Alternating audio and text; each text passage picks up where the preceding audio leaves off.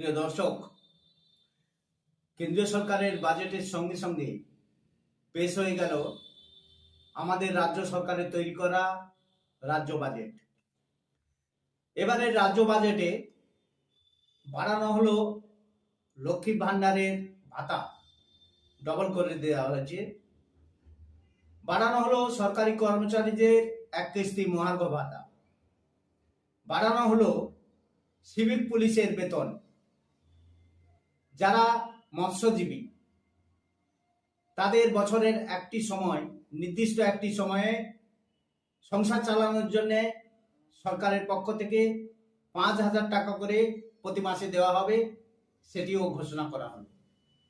কিন্তু এই রাজ্যের বাজেটে আজও আবার বঞ্চিত থেকে গেলেন আমাদের এই বাংলার প্রতিবন্ধী মানুষরা। আজকের এই প্রতিবেদনে এই গুরুত্বপূর্ণ বিষয়টি নিয়ে আপনাদের সঙ্গে আমরা বিস্তারিত আলোচনা করব।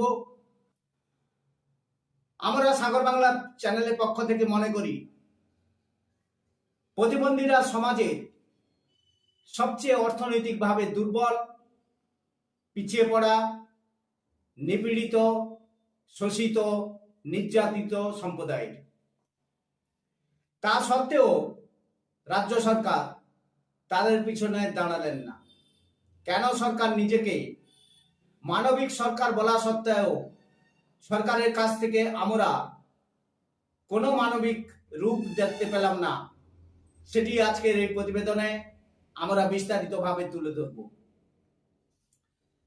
তাই সবাইকে অনুরোধ করব, এই প্রতিবেদনটি আপনারা স্কিপ করবেন না, প্রথম থেকে শেষ পর্যন্ত এই প্রতিবেদনের সঙ্গে আপনারা সবাই থাকবেন। আর আপনাদের অনুরোধ করব, যারা এই প্রতিবেদনটি দেখবেন তারা প্রত্যেকেই আমাদের কমেন্টস বক্সে গিয়ে কমেন্টস করবেন, কারণ আপনাদের একটা কমেন্টস সরকারের এই অমানবিক দৃষ্টিভঙ্গিকে পরিবর্তিত করতে পারে। সুতরাং আশা করব আপনারা কমেন্টস না দিয়ে এই প্রতিবেদন থেকে যাবেন না। নমস্কার, আমি শিবনাথ। আপনারা দেখছেন সাগর বাংলা, মানুষ মানুষের জন্যে, প্রতিবন্ধীদের জন্যে নিউজ চ্যানেল। আপনারা সবাই সঙ্গে থাকুন। একটি ছোট্ট বিরতি নিয়ে আমি এই প্রতিবেদনের মূল বিষয়ে আলোচনায় ফিরে আসছি।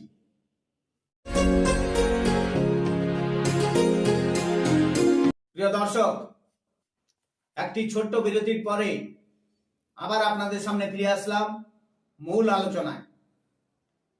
আপনারা ইতিমধ্যে জেনে গেছেন, রাজ্য সরকার তার রাজ্য বাজেট আমাদের বিধানসভায় পাস করেছে।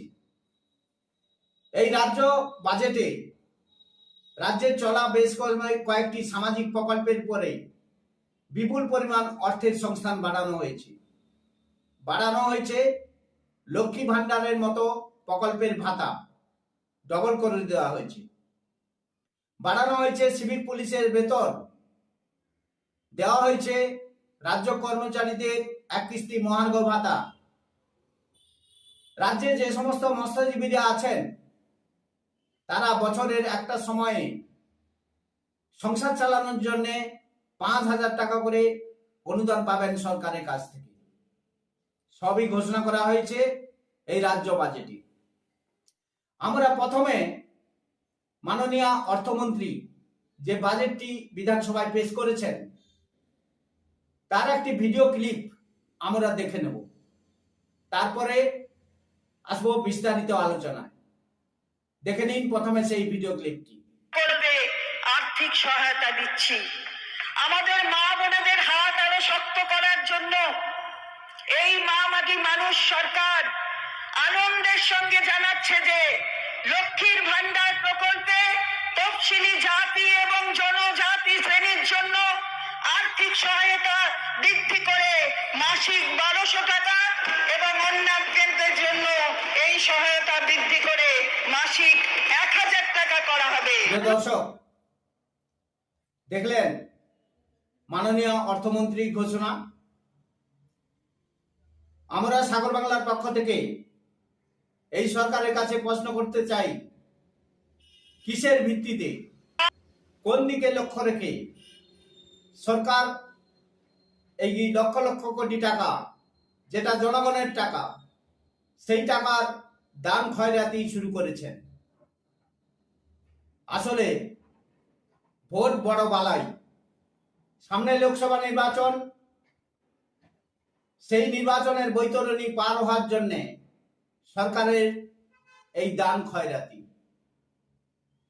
এইভাবে সরকার চাইছে আগামী লোকসভায় ভালো রেজাল্ট করতে।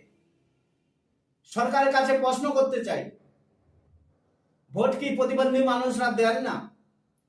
তারা কি দেশের নাগরিক নন? এর আগে সরকার ইমাম ভাতা, পুরোহিত ভাতা এগুলি বাড়িয়েছেন। এবারে জনমুখী প্রকল্পে সরকার ভাতা বাড়ালেন। কি দোষ করেছে সমাজের ওই নিপীড়িত, শোষিত, নির্যাতিত, অর্থনৈতিকভাবে দুর্বল প্রতিবন্ধী মানুষগুলো? কেন তাদের কথা সরকার একবারও চিন্তা করলেন না? সারা ভারতের বিভিন্ন রাজ্য সরকারগুলি যেখানে প্রতিবন্ধী মানুষদের পাশে এসে দাঁড়িয়েছে, যেখানে প্রতিবন্ধী মানুষদের উন্নয়নের জন্য বিভিন্ন ধরনের উদ্যোগ, বিভিন্ন ধরনের কর্মসূচি গ্রহণ করছে, তখন কেন এই সরকার প্রতিবন্ধী মানুষদের ক্রমাগত বঞ্চিত করে চলেছে? আমাদের রাজ্য সরকার প্রতিবন্ধীদের ক্রমাগত বঞ্চনা করে চলেছে।